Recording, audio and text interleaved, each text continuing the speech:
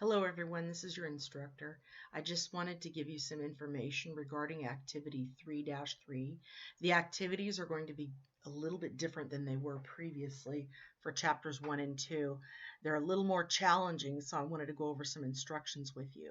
So I'm going to go ahead and click on activity 3-3 and then load activity 3-3 in a new window, and this of course opens up MindTap. Once again, access all of your assignments through Canvas, because the extra assignments that you see in MindTap that are not listed in Canvas as well, you do not have to do. It's not required. So then you'll hit Start Assignment Now. And as you can see here, you got 5 tabs here, and they consider it one question. Sometimes you might have more questions, and they'll be listed down here vertically, and for each what they call a question, it'll have different tabs. In this case, there's only one question, so there's 5 tabs for this one question. All right, so here's the first tab, and it just says here, index each name in the table, code each name by keying each unit of the filing segment in the appropriate column. So this is what you'll do. So here's the first one, second unit, third unit. Let's do this next one.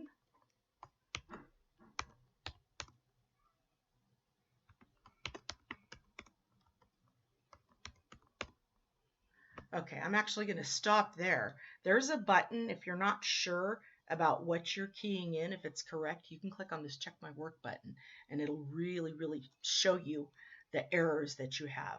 All right, there's an error here that I have. Okay, that's because whenever you're coding and you're writing things down, you don't use any punctuation, so I'd have to get rid of the apostrophe there. So you strip everything of all punctuation. Okay, right over here, this is a person and this is a last name. Of course, that would be the key unit. First name would be the second unit, okay? But once again, you strip not only punctuation, but also hyphenation too as well. So let's try that again. I'm going to hit check my work again. Let's see, and there we go. Now, letter A is correct and letter B is correct. I didn't do any for the rest of them all the way down, but this check my work button is really handy, because then you can see the mistake that you're making and you can try to fix it. Okay, so that's part 1. Let's go ahead and hit next. Let's go to part 2, and you get this message, and this warning message just says you didn't finish it all. You should finish it all before you continue. But I'm going to go ahead and hit OK anyway, because I'm just doing a demo on how to do this assignment. Okay, and next for this second part here, it says directions. Arrange names you've coded in appropriate order from bottom to top of the screen by dragging the name into a numbered slot. So what you're doing now is you're alphabetizing. So on this list that we have here, the first one, of course, would be the one with the letter B. So I drag that one into first position. Okay, after that, the next letter in line would be K. So we've got K-E, K-I. Okay, so K-E would come first. K-I would come next. Okay, so then what you're basically going to do is arrange these in alphabetical order, starting from bottom to top. So I'm going to hit check my work again. All right, and of course those 3 are correct. And then I'm going to hit the next button, and I'm going to get that warning message again, but I'm going to go ahead and click OK. All right, now we've got tab 3. All right, this one here, once again, index each name in the table, code each name by keying each unit of the filing segment in the appropriate column. Okay, so here we go. Now remember, for the $sign, you'd actually type out the word dollar. So here we go. Second unit, third unit. Okay, and for this next one, it's a little tricky, but since we're getting rid of the hyphens, it would be like this.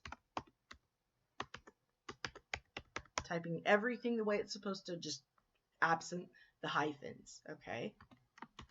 And there's the second unit. So let's see what we got there so far. Okay, those are all correct, okay? Remember, symbols have to be typed out. All right, So I'm going to go ahead and go to the next. Get past this warning. And here is tab 4. And then once again, we got alphabetizing for tab 4 over here. So the first letter is B. So BA goes first before BE. Okay, C would be next. We got CA, CH, and CO. CA definitely would be in third position. So let's do check my work. And of course, those are correct. And then let's hit next, and then I'll show you the last section. Okay, this one is a little tricky because we got to do some cross-referencing. So not every single one of these filing segment is going to have a cross-reference. So if you study the cross-referencing rules, you'll know which ones require a cross-reference. Okay, I can tell already that this first one, Lee's We Care Clothing, that doesn't need a cross-reference. Okay, but this next one, Kwang Ping Q, it looks like we need a cross-reference for that one, and that's because this particular person, you can't tell which would be a first name and which would be a last name. So whenever there's a little bit of confusion, to clarify it, you want to make a cross-reference. So since you need a cross-reference for this one, what you would do is you would go ahead and type the letter B because it refers to card B or item B. Okay, and then you'd put an X next to it for cross-reference, meaning that this entry here is the cross-reference for entry B.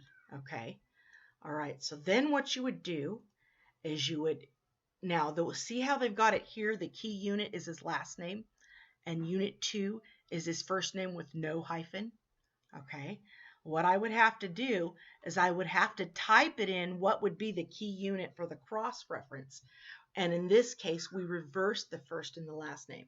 So the key unit for the cross-reference would actually be his first name.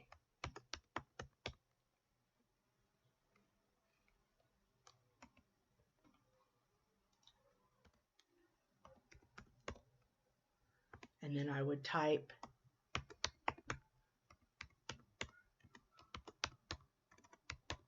there we go. All right, I'm going to do one more. This next one here, Lafferty and Logan Associates, we definitely have to cross-reference that one because what if somebody's looking up the name and they just know the name of Logan, they don't know the name of Lafferty. All right, so if it's filed under LA for Lafferty and somebody knows it as Logan, they're not going to be able to find the record. So that would be item C. So we're going to type in here CX. Okay, and we're going to actually do opposite. So it would be Logan and Lafferty Associates. So you type the full cross-reference filing segment here, and then you break it down into the segments in this part here. That would be, get it? Pardon the phone call.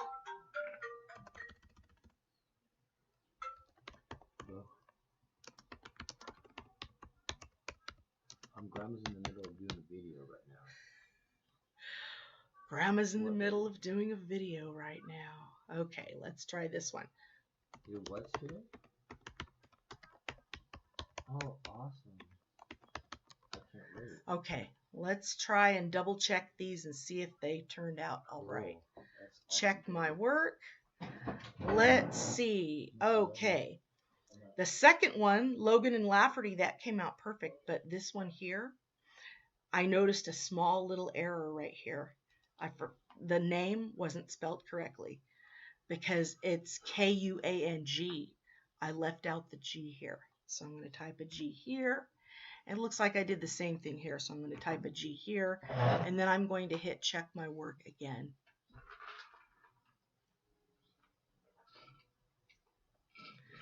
Okay, still didn't do it. Oh, what am I doing wrong here? Okay, I found out what I was doing wrong.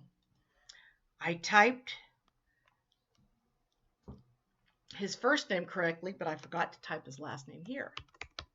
Okay, so now I'm going to try it. Let's see how it works. Now it's right. Okay. So you'll do that for the rest of these. So you'll have to figure out which ones need cross references. And you type the fully cross-reference segment here, and then you break it down into the filing segments here. And make sure you just type whatever entry letter it is, followed by an X for each one of these. So that would actually be all the steps for doing this assignment.